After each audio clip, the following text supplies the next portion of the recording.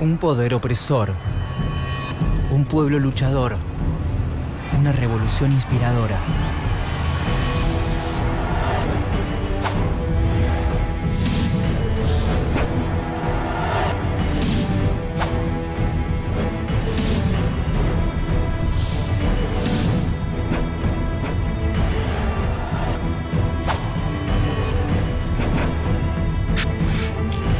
Revoluciones.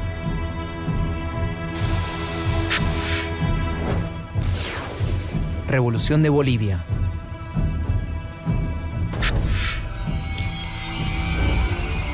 (1900). El inicio. A principios del siglo XX, en Bolivia, las clases sociales se dividen según la raza. Gobierna el país el estrato más alto, una minoría blanca compuesta por empresarios mineros, latifundistas y políticos. Más abajo se encuentran las clases medias, profesionales, empleados privados y estatales, estudiantes y los trabajadores de las minas. En el escalón más bajo están los pueblos indígenas, que representan el 60% de la población. La economía del país está sustentada por la extracción de estaño, una industria que deja a los privados más ganancias que al propio gobierno. Esa extracción, a su vez, se sostiene por la explotación inhumana de los trabajadores. Poco ha cambiado desde la conquista española. Ni la ambición sobre las riquezas, ni la pobreza del pueblo, ni el deseo de terminar con la dominación.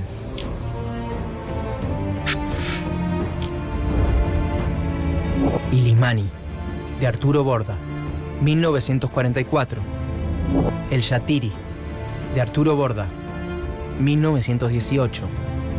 El Mendigo, Cecilio Guzmán de Rojas, 1919. Las empresas mineras tienen controlado al Estado boliviano y la oligarquía terrateniente concentra tierras expropiadas a los indígenas, que además se hallan presionados por los altos impuestos y son forzados a trabajar gratuitamente tanto para la prestación vial en la construcción de puentes y caminos como en las haciendas de los terratenientes. Como el voto está prohibido para los analfabetos, las clases bajas no pueden terminar con ese dominio. 1932. La Guerra del Chaco. En 1932 estalla una guerra entre Bolivia y Paraguay por el Chaco Boreal. El campo de batalla y las trincheras acercan a clases bajas y medias bolivianas, y de ese intercambio muchos indígenas aprenden de derechos, de política y de armas de fuego, mientras las clases medias descubren la miseria en los campos y en las minas que sufren sus compatriotas más pobres. En esa comunión de clases nace la conciencia de la situación del pueblo boliviano. En 1935, Bolivia pierde la guerra, y esto provoca en la población el surgimiento de un gran sentimiento nacionalista. Muchos jóvenes del ejército, que repudian la actitud incompetente de sus jerarcas durante la guerra, entran a la política. Estos jóvenes oficiales inauguran un periodo de golpes de Estado y de gobiernos militares de izquierda que nacionalizan la petrolera estadounidense Standard Oil y crean los yacimientos petrolíferos fiscales bolivianos, promueven la sindicalización obligatoria de los trabajadores y crean un nuevo código del trabajo que reduce la jornada y establece un seguro social. 1939. Golpe de derecha. En 1939, el socialismo militar es desalojado del gobierno por la oligarquía, que retoma el control del Estado y coloca como presidente a Enrique Peñaranda, quien se vincula fuertemente con los Estados Unidos, prometiéndoles los minerales necesarios para la campaña de la Segunda Guerra Mundial, que está en marcha.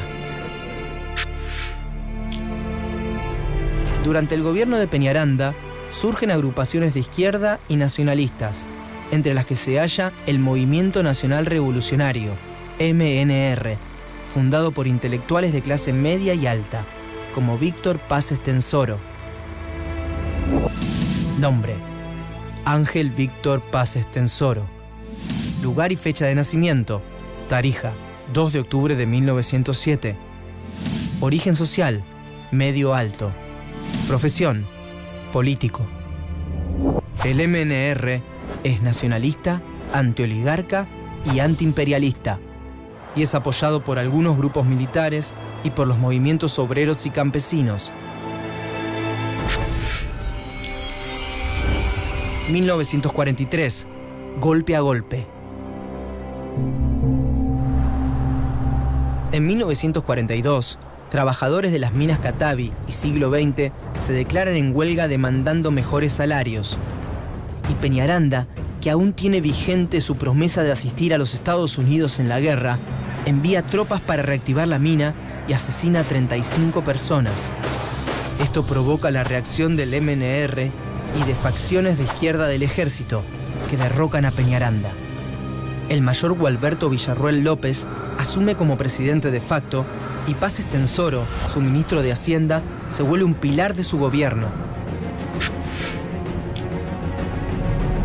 Impulsa el primer Consejo Nacional Indígena, crea la Federación Sindical de Trabajadores Mineros de Bolivia, FSTMB, y suprime el trabajo gratuito, beneficiando a cientos de miles de bolivianos, mientras perjudica los intereses de los terratenientes y de los empresarios mineros. 1946. Corre más sangre. Villarroel y el MNR despiertan una fuerte oposición en la oligarquía y en los Estados Unidos, que lo consideran pro-nazi. Una multitud, compuesta por estudiantes, profesores y trabajadores, lincha al presidente, a quien consideran un fascista. Es un momento de gran confusión. Tras varios presidentes interinos, se realizan elecciones, en las que Paz Estenssoro es vencido por Enrique Herzog, quien intenta deshacer los progresos sociales conseguidos para el pueblo. Pero Paz Estenssoro, exiliado en Buenos Aires, reorganiza los cuadros de su partido y conspira contra Herzog. El MNR provoca rebeliones y huelgas mineras y sindicales. En agosto de 1949, Paz Estenssoro impulsa una insurrección que tiene lugar en Santa Cruz de la Sierra, Sucre, Potosí y Cochabamba, y que resulta reprimida de modo sangriento por el ejército. Este hecho termina de dividir a la nación. En medio del caos, en 1949, las elecciones legislativas demuestran que el pueblo se vuelca masivamente hacia la izquierda. Herzog deja el poder a su vicepresidente y desaparece de la escena exiliándose en Madrid. Finalmente, el 6 de mayo de 1951, el MNR obtiene la presidencia para Paz Estenssoro. 1952. El pueblo al poder. Las empresas mineras intentan anular los comicios y darle el poder a una junta militar. Pero en respuesta, el 9 de abril, en La Paz y otras ciudades, emerge un levantamiento popular. Mineros y campesinos armados, en su mayoría mestizos e indios, se unen a las milicias del MNR y a la Federación Sindical de los Mineros y enfrentan al ejército, que busca tomar el poder. Los insurgentes reciben alimentos, abrigo y refugio de parte del pueblo. Y algunos miembros del ejército cercanos al MNR abren los cuarteles para armar al pueblo.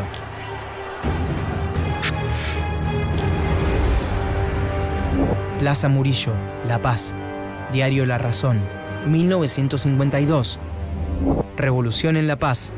Diario La Razón, 1952. Campesinos armados. Diario La Razón, 1952. Finalmente los revolucionarios triunfan y el 14 de abril Estenssoro es recibido en La Paz, desde donde gobierna 4 años, durante los cuales se reorganiza el ejército con oficiales cercanos ideológicamente, se nacionalizan las minas y se crea la empresa minera del Estado.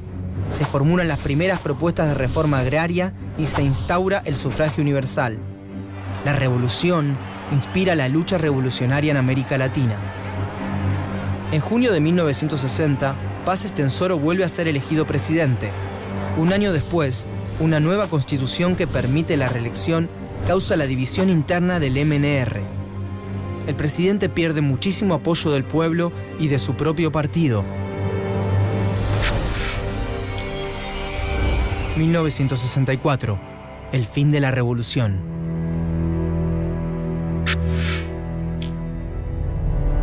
En las elecciones siguientes, los partidos opositores se niegan a participar y Paz Estenssoro es reelegido ilegítimamente. Y poco tiempo después, en 1964, es derrocado por el general René Barrientos, su propio vicepresidente. La revolución pierde legitimidad y esto provoca que mineros, opositores y campesinos se manifiesten en contra.